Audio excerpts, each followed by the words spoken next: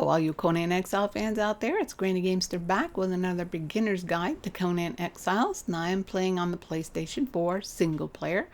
And in today's guide, we're going to talk about roofs. Yes, and the principle of roofs in these building sets. So let's get right to it. Now I am in flying mode and also cloaked, so the scorpions are not going to bother me. And we can just see better if I am flying. So here we go.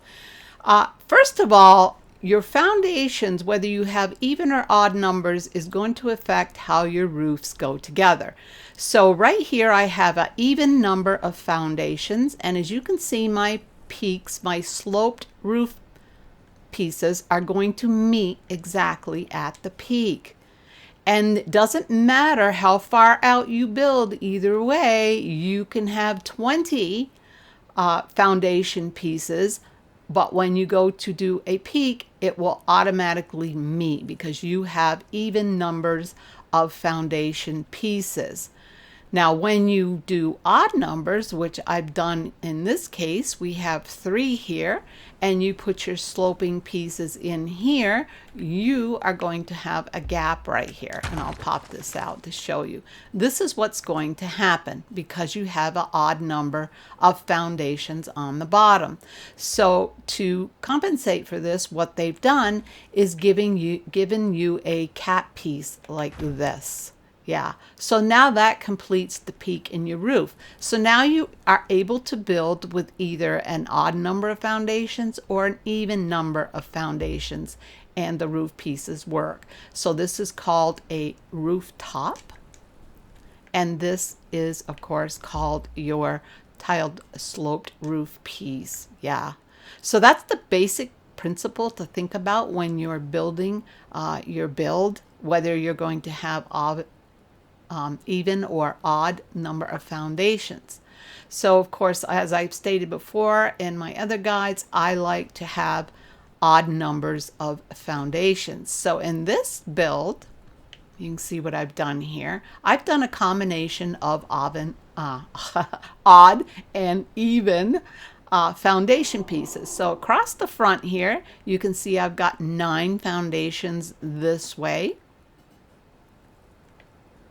And then I have 5 this way. And then, of course, 9 down that way again. But what I've done differently, and you can see the result here, is that my sloped pieces meet at the peak. I do not need a cap piece here. And that is because I have moved this wall in 1 foundation. So now instead of 5, it is 4 wide.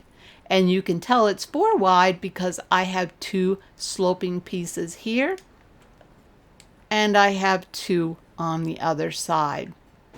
So you will always have as many roof pieces as you do foundation pieces underneath it. Yeah, pretty clever of them. They had to have an architect figure this out for them because this is amazing what they've done here. But because I've done that, now I have to connect these 2 roofs together, and this is how I did this. Now, because I've made this 1 foundation in, now I needed a corner piece for here, so I can show you exactly what that looks like. And this is the sloped roof corner. And you want to pop that right there. And then this, where these 2 roofs meet, they have a piece for that. And it's called the inverted slope roof corner. Yeah. Long name, but what you need to remember is the word inverted. So that fits in there very nicely, and that connects these 2 roofs. Clever, huh? So now, of course, we have this square opening on top. And let me pop this up.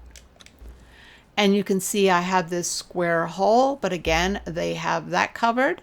They have a roof cap piece. Let's see if I can find that. It's a rooftop cap. So we are going to pop that in right here. And voila, that takes care of that. So that's how you handle 2 different numbers of foundations, odd and even. And then on this build, these again are all odd numbers of foundations.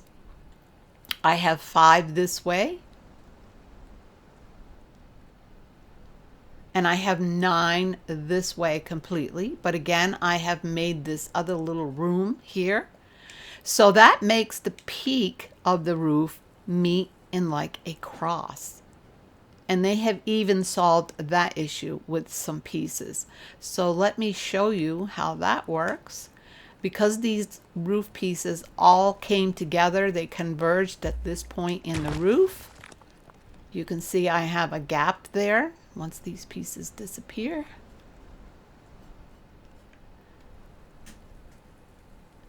And I have this hole now where all these peaks meet. And what they have called this piece is a rooftop intersection.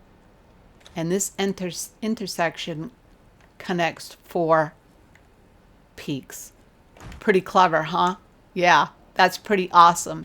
And they even have solved the issue if, let me pop these pieces all out.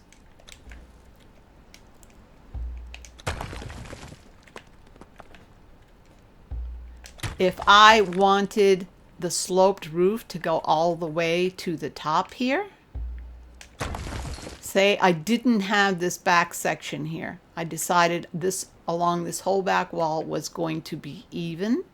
So you just pretend this is not here. But because I did this, I do need a place for these roof slanted pieces to attach to. So in that case, I need to put ceiling tiles. I'll replace that here, right here. Now my sloped roof pieces have something to attach to when I go in this direction. So you can see what I mean. See, now it has the ceiling pieces to attach to down there. So now we have this problem.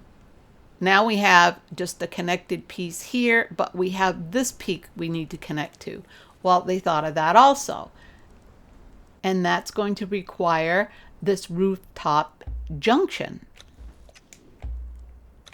So we're going to pop that in to make sure it's facing the right direction. And voila. Yeah, that's how you do that. Pretty cool, huh, guys? Yeah. Very ingenious. I think Conan has the best building mechanics in the gaming world. I really do. This is awesome. So then we come to around builds, and we're going to start with this little one. And again, this is a very easy principle to follow. As you can see inside here, this is the very first layer. It is 6 wedge pieces all placed together. And if you notice my roof pieces, so are they. They are all 6 wedge pieces fit together. So whatever you have on the floor in your build for a round build, that's what your ceiling is going to take, or your roof. Yeah, your roof pieces. So of course these pieces are called the wedge sloped roof. And easy peasy.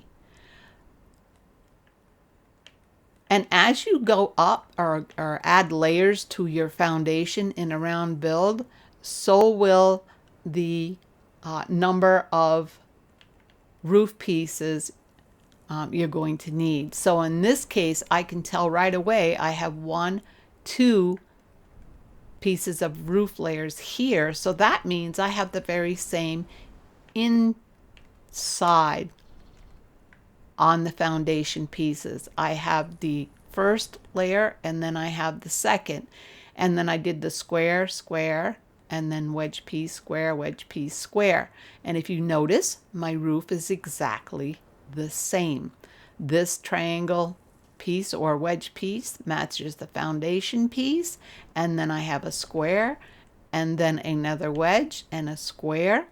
And then at the very top, I have the same amount of wedge pieces that I do in the very center of this foundation. I have the 6 wedge pieces. Yeah. Very easy principle to follow when you're putting a roof on a round build.